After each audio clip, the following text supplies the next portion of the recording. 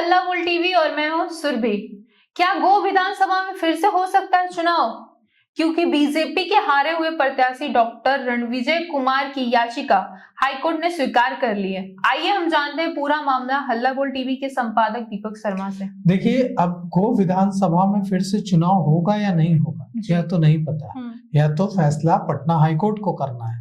लेकिन पटना हाईकोर्ट ने भारतीय जनता पार्टी के गो से प्रत्याशी डॉक्टर रणविजय कुमार रणविजय सिंह की याचिका को स्वीकार कर लिया है। यह याचिका फिर से चुनाव कराने की मांग को लेकर दायर की गई है। इस याचिका में कहा गया है कि गलत तरीके से गोह में राष्ट्रीय जनता दल चुनाव जीता है, धांधली करके चुनाव जीता गया है और अब इस मामले को चुनौती दी गई है पटना हाईकोर्ट में। और पटना हाईकोर्ट में ने इसको सुनवाई के लिए याचिका को स्वीकार कर लिया है। मतलब डॉक्टर रणविजय सिंह की पहली जीत यहीं पर हो गई। अगर याचिका सुनवाई के लिए स्वीकार ही नहीं की जाती तो मामला यहीं पर खत्म हो जाता। लेकिन पटना हाईकोर्ट ने याचिका स्वीकार कर ली है तो अब इस पर सुनवाई होगी। तो हम आपको पूरा मामला बताते हैं। बिहार विधानसभा चुनाव में गोह निर्वाचन क्षेत्र में जो नतीजे आए उसमें हार जीत 4000 वोटों से हुई है। 4000 वोटों से रणविजय सिंह चुनाव हार गए और राजद के प्रत्याशी अमरेंद्र चुनाव जीत गए। अब डॉक्टर रणविजय सिंह ने इस हार जीत को, या जो पराजय है, इसको पटना हाईकोर्ट में चुनौती दी है। पटना हाईकोर्ट ने गो विधानसभा क्षेत्र से बीजेपी के उम्मीदवार डॉक्टर रणविजय सिंह की याचिका को सुनवाई के लिए स्वीकार कर लिया है। राजद के जो यहाँ से विधायक चुने गए हैं अमरेंद्र सिंह, उन पर रणविजय सिंह ने धांधली और नामांकन में गड़बड़ी के आरोप लगाए हैं और कहा है कि ये आरोप बेहद गंभीर है। अब पटना हाईकोर्ट के जस्टिस SBP सिंह ने गोह निर्वाचन क्षेत्र से भाजपा के हारे हुए उम्मीदवार डॉक्टर रणविजय सिंह की याचिका सुनवाई के लिए स्वीकार कर ली है।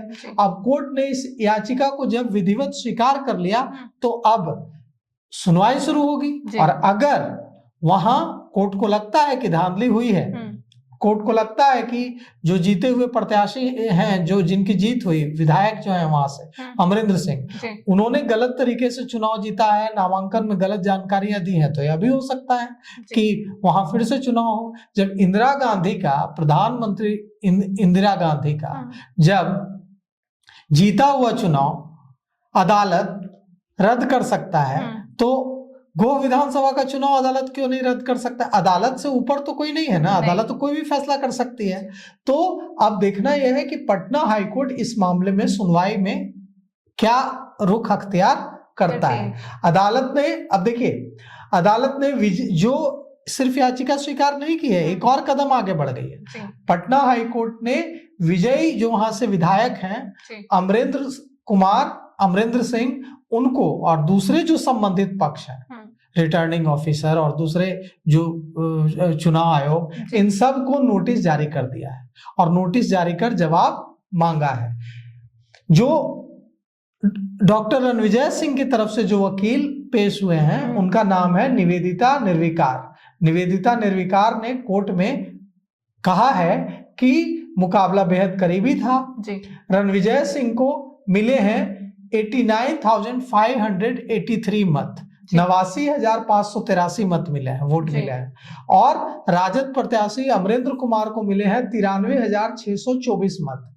मतलब हार जीत कितनी वोटों से हुई है? 4,041 वोटों से। और कहा गया है कि यह भी जो हार जीत हुई है 4,041 वोटों से, इसमें बड़े पैमाने पर काउंटिंग में गड़बड़ी की गई है।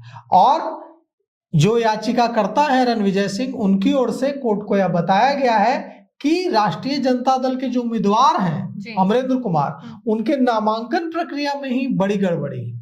और अब अगर कोर्ट को यह लगता है कि उनके नामांकन में गड़बड़ी हुई है तो कुछ भी फैसला हो सकता है। अब देखिए इस मामले में क्या सुनवाई होती है। लेकिन जो रणविजय सिंह की ओर से कोर्ट को बताया गया है वो यह बताया गया है कि कई वैध मतों की गिनती ही नहीं की गई जो डॉक्टर रणविजय सिंह के पक्ष में पड़े थे। और यह भी आरोप लगाया गया है, डॉक्टर रणविजय सिंह की ओर से शिकायत की गई है, पटना हाईकोर्ट को बताया गया है कि कुछ विशेष मतदान केंद्रों के वोटों की गिनती भी अलग तरीके से की गई और यह कहा गया है कि अगर ट्रांसपेरेंट तरीके से काउंटिंग की जाती तो रिजल्ट कुछ और होता। अब देखिए इस मामले में जब अदालत में सुनवाई होती है, सभी पक्षों को, हम जीते हुए जो वहां से विधायक हैं अमरेंद्र कुमार, उनको नोटिस जारी किया गया है और बाकी जो पार्टीज हैं उनको नोटिस, रिटर्निंग ऑफिसर से लेकर चुनाव आयोग तक सबको नोटिस जारी किया गया है। अब इस मामले की अगली सुनवाई 24 फरवरी को होगी।